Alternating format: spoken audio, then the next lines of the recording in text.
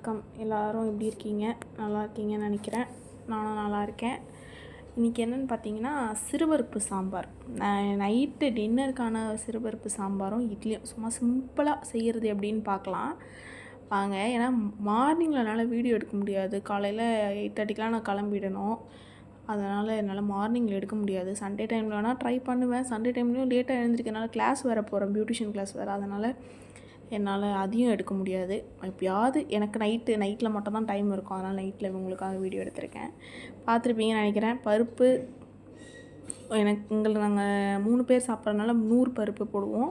ஒரு சின்ன டம்ளரில் அந்த அளந்து போட்டுட்டு வெங்காயம், தக்காளி, பச்சை மிளகாய் எல்லாத்தையும் போட்டுட்டு லைட்டாக மஞ்சத்தூள் அதை போட்டுட்டு அப்படியே, ஏன்னா இதில் மிளகாத்தூள்லாம் சேர்க்க மாட்டோம். வெறும் மஞ்சத்தூளும் இந்த பச்சை மிளகா காரம் மட்டும்தான் இருக்கும். மிளகாத்தூள்லாம் சேர்க்கவே மாட்டோம்.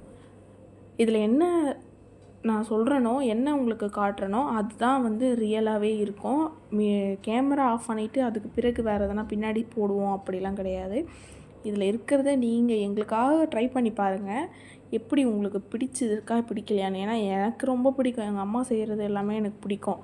அதை விட எங்கள் மாமி ஒருத்தவங்க இருக்காங்க. அவங்கள நான் ஒரு நாள் வீடியோவில் காட்டுறேன். அவங்க இன்னும் சாம்பார் பயங்கரமாக வைப்பாங்க. அவங்க வைக்கிற சாம்பார் எப்படின்னு நானும் கற்றுக்கணும்.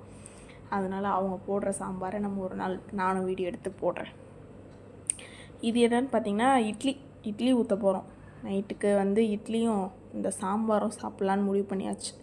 சீக்கிரமாக சாப்பிட்டுட்டு சீக்கிரமாக படுத்துருவோம். அப்போ தான் காலையில் சீக்கிரம் எந்திரிக்க முடியும் அப்படின்னு சொல்லிட்டு கடன்னு ஒரு இட்லியை ஊற்றிட்டு, நாங்கள் 3 பேர் தான், அந்த இட்லிக்கு ஊற்றி வச்சுட்டு சாம்பார் தொட்டு சாப்பிட்றலான்னு ஒரு பிளான். நான் ஒரு விஷயம் சொல்லணும். சண்டே ஒரு ஷார்ட்ஸ் ஒன்று போட்டேன். அது என்னென்னா, ஜூஸ் வீடியோ. காலையில் நான் குடிக்கிற அந்த ஜூஸ், அந்த வீடியோ போட்டேன். அது 2.2K வியூஸ் போயிருக்கு.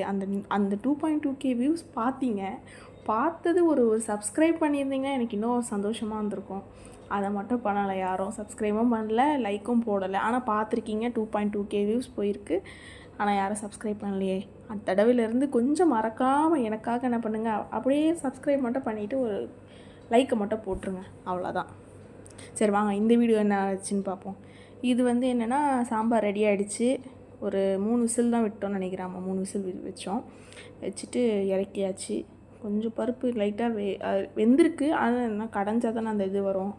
அதனால் கடைஞ்சிக்கலாம். மெயினாக நாங்கள் கொத்தமல்லி, கருவேப்பிலை அதிகமாக சேர்ப்போம். காரமும் அதிகமாக சேர்ப்போம். கொத்தமல்லி பாக்ஸு பார்த்திங்கன்னா கவர் போட்டு மூடியிருப்போம். ஏன்னா அப்போ தான் சீக்கிரமாக அந்த பழுத்து போகாது அப்படின்றதுக்காக அந்த கொத்தமல்லி இதில் கவர் போட்டு மூடியிருப்போம். அதுக்கு தேவையானது இப்போ தாளிக்க போகிறோம். அதை கடைஞ்சிட்டு தாளிக்கிறதுக்காக நசுக்கி வச்ச பூண்டு, கொஞ்சம் கருவேப்பிலை, கொஞ்சம் கொத்தமல்லி, இது எல்லாத்தையும் போட்டு கடுகு போட்டு எண்ணெய் ஊற்றி தாளிக்க வேண்டியது தான். அவ்வளோதான். எண்ணெயை வச்சாச்சு. கடுகு போட போகிறோம். போட்டாச்சு. நெக்ஸ்ட்டு நம்ம எடுத்து வச்சுருக்கிறத பூண்டு நசுக்கி வச்சுருக்கோம்ல, அதை போட்டுருங்க. இதுக்கு பேர் சிம்பிளான ஒரு சீக்கிரமாக நீங்கள் கடகடன்னு யாராவது வந்துட்டாங்கன்னா கூட கடகடன்னு இந்த சாம்பார் வச்சு செஞ்சிடலாம் அவங்கக்கிட்ட பேசிக்கிட்டே. அந்த மாதிரியான சாம்பார் தான் இது. அவ்வளோதான். அதை வதக்கி அதை அப்படியே தாளிச்சிட்டு, கொஞ்சம் கட்டியாக இருக்குது சாம்பார். சரி கொஞ்சம் தண்ணி ஊற்றிக்கலாம். நமக்கு தேவையான அளவு தண்ணியை பச்சை தண்ணியாக ஊற்றிடக்கூடாது. நம்ம தாளித்து அந்த இதுலேயே தண்ணியை ஊற்றி கொஞ்சம் கொதிக்க விட்டு அதில் ஊற்ற வேண்டியது தான். அது பாருங்கள், இட்லி வெந்துருச்சு. எப்படி இருக்குது பார்த்தீங்களா? அதே ரேஷன் இட்லி தான். ரேஷன் அரிசியில் தான் மாவு அரைப்போம். அந்த இட்லி தான் அது. நல்லா சாஃப்டாக செம்மையாக இருக்கும். அந்த இட்லி தான் இது. இந்த பாருங்கள், தண்ணி கொதிச்சோடனே அவனை தூக்கி அப்படியே அந்த சாம்பார் சட்டியில் குக்கரில் ஊற்றிட்டோம்னா முடிஞ்சது வேலை. அவ்வளோதான், சாம்பார் ரெடி. இட்லியும் ரெடி ஆகிடுச்சு. இப்போ சாப்பிட வேண்டியது தான். அவ்வளோதான், வச்சாச்சு. எங்கள் அம்மா வைக்கிறாங்க, நானும் சாப்பிட போகிறேன்.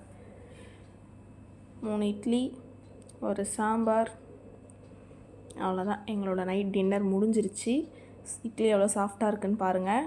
இட்லி மாவு எப்படி அரைக்கணுன்றது சொன்னீங்கன்னா, கமெண்டில் சொன்னீங்கன்னா நெக்ஸ்ட் வீடியோ நான் அதை போடுவேன். நெக்ஸ்ட் ரவுண்டு மாவு அரைக்கும் போது மறக்காமல் சப்ஸ்கிரைப் பண்ணிவிடுங்க, லைக் பண்ணிவிடுங்க. தேங்க்ஸ் ஃபார் வாட்சிங். Good night. Bye bye. வீடியோவை